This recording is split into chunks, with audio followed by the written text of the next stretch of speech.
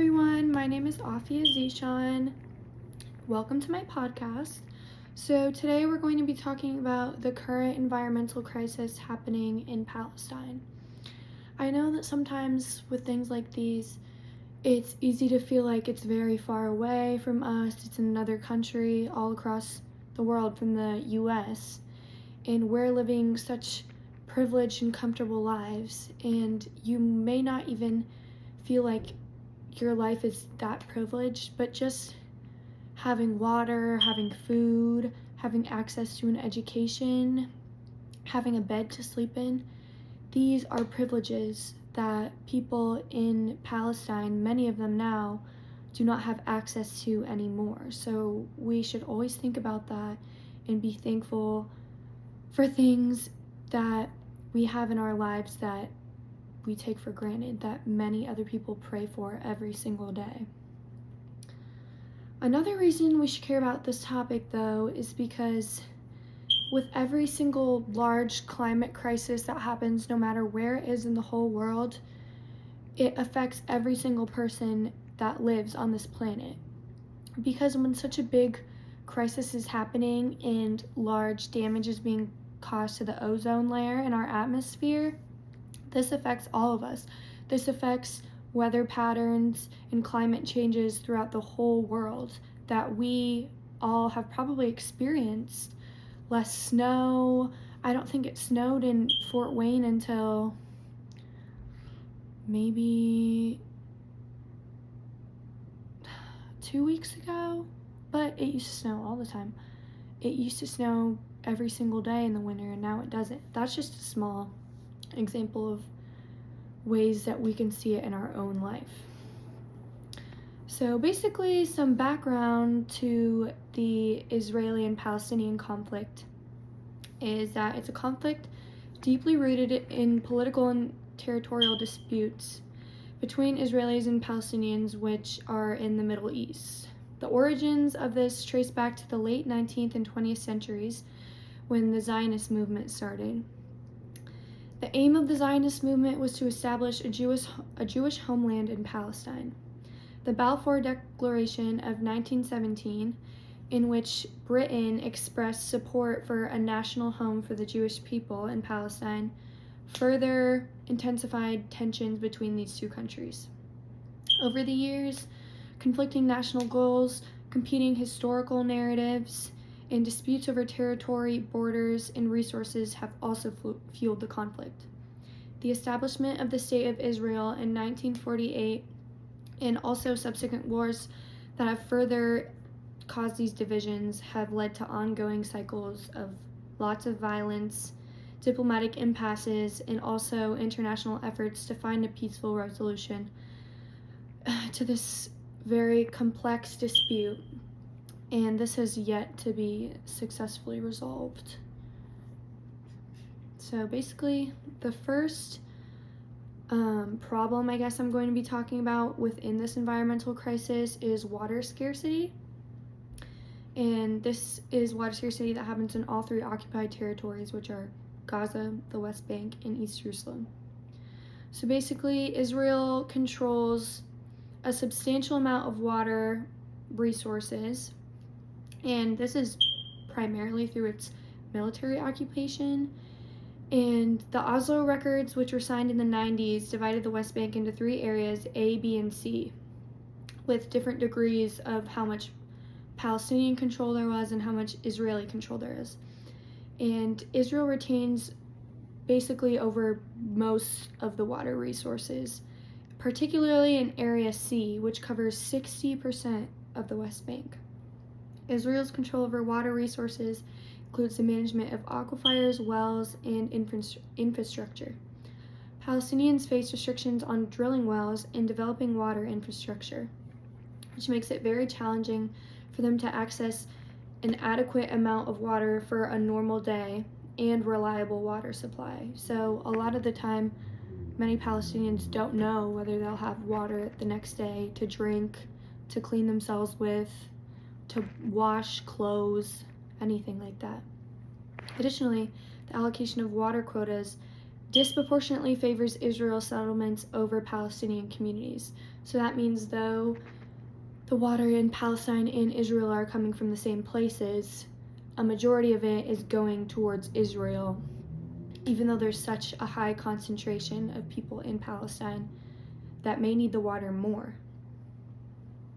As a result of this severe water shortage in Palestinian areas, it's very difficult to meet basic domestic duties, agricultural duties, and industrial needs.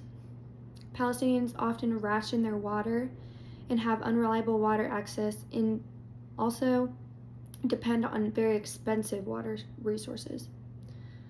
The unequal distribution of water resources contributes to the overall socioeconomic challenges that are faced by Palestinians in these occupied territories. The next factor I will be discussing is the effect this environmental crisis has had on native Palestinian agricultural practices. So, the Israeli occupation has had very detrimental effects on native agriculture, plants, and animal species in the occupied territories, particularly in the West Bank and the Gaza Strip. The impact on Palestinian farmers has been very severe and has disrupted traditional agricultural practices and caused very significant economic hardships for many Palestinian farmers. So there are many factors within this that I'll be discussing. One of these is land confiscation and settlements. So basically, Israel's establishment of settlements in the West Bank has often and most of the time involved confiscation of land that has already belonged to someone.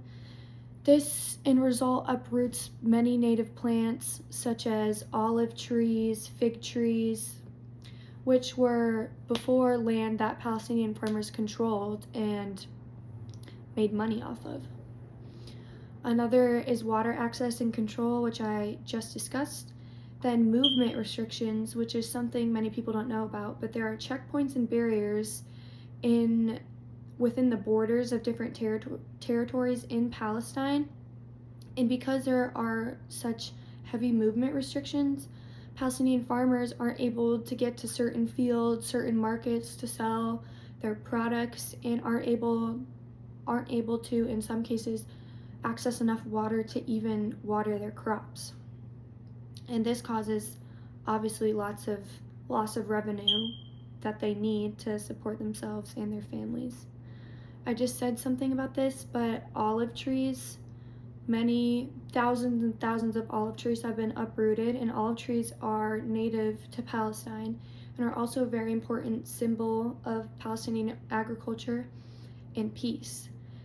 And many Palestinian farmers relied solely on olive trees, and that was their whole form of sustenance, and it's the only way they made money off of, but many farmers have had their lands completely destroyed. And then overall, the occupation has just completely eroded the soil. There's extreme loss of biodiversity because many species have lost large numbers, whether that be plants, animals, the insects that live on the certain plants and animals and support the plants. And this has caused horrible results. So the next thing I'm going to be talking about are both the physical and mental health the physical and mental health hardships that Palestinians have been through and struggled with and continue to struggle with. Some of these are violence-related injuries and trauma. There are airstrikes going on all the time, daily, and many civilians are hit by shrapnel. They're trapped under rubble. The dust from the rubble gets in their lungs, causing asthma and lung problems and difficulty to breathe. They also have very limited access to health care.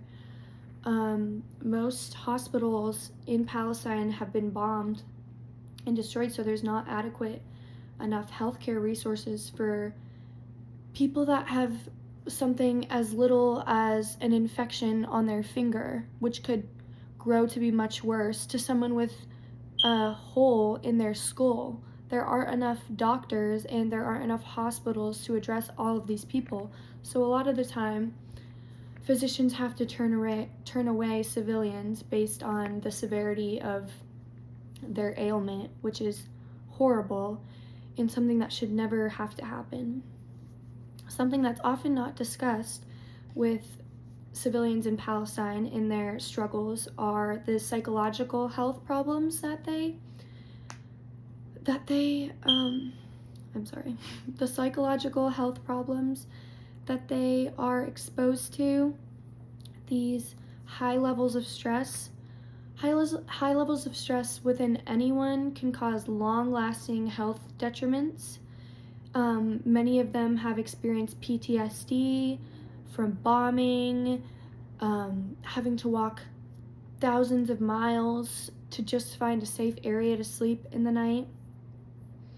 And also anxiety and depression are very prevalent within civilians living in Palestine because many of them feel as though they have nothing left to live for and that there's no end in sight for what's happening to them, I guess.